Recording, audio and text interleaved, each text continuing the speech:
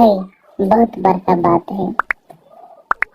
यदि अहाँ का हमरा से बात करे के अछि त दोस्त बन कर बात करू, नहीं तो नहीं बोलबे तो चलते। दोषी सही, मुदा अहाँ को हमरा से हरेक दिन बात करो पड़त। कोई बात नहीं, अहाँ से हम हरेक दिन बात करब। कुछ दिन बाद फोन पर बोलते बोलते अहाँ को जान कह देली, अहाँ को जान कह को बोला देली। हमरा से एहन बात नहीं करू। हमहू तमसा को कहली किया नहीं बोलबे। राजा का समझावा बुझावा लागे। रानी को एको गो गप नहीं सुनल, डरौली धमकौली आ कहली यदि अहाँ 24 घंटा को भीतर में हमरा से गप नहीं करब तब अहाँ बुझबै हम की करब से हमरो नहीं मालूम अछि। ई सुन कर हम डरा गेली कि सच में अहाँ कुछ तो नहीं कर लेबै, तही से हम फोन या SMS नहीं केली। पागल जका करे लागली, रात दिन काने लागली, रात दिन काने छेली।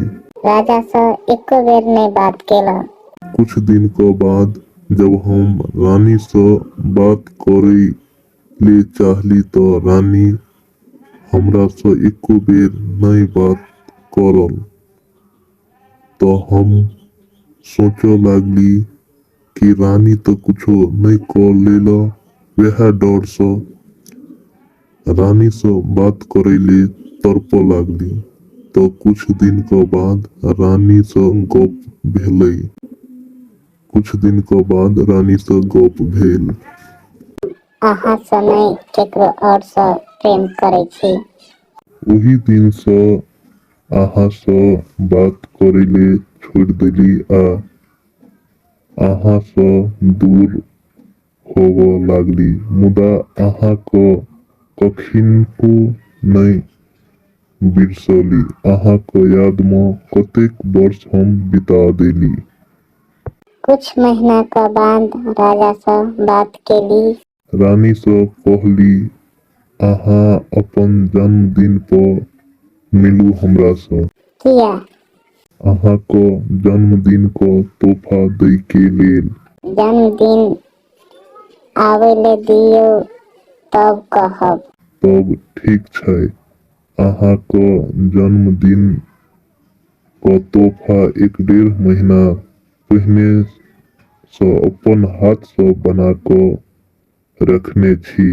दोसर दिन बात करे छी। हम अहाँ को जन्मदिन पर फोन केली, मुदा अहाँ फोन नहीं उठौलिए। साँझ को फोन करे छी अहाँ का, मुदा अहाँ कहलिए काल्हि बात करब। हम बीमार पड़ल छली, किछ हफ्ता से दिल के बीमारी छल। ठीक छै, काल्हि के बात करे छी। को फोन केली मुदा फिर फोन नहीं उठाउल। अहाँ का हमहू साँझ को फोन केली, मुदा अहू नहीं फोन उठा। हम नहीं उठाब पौली कियाकि हम अतेक बीमार छली कि बेड से नहीं उठले सकै छली। एको बेर फिर से हम फोन नहीं केली। ओई दिन से फेरो हम तड़प लागली, बेचैन होव लागली, पागल जका करे लागली। नहीं मालूम छल कि राजा के कथी भेल छै।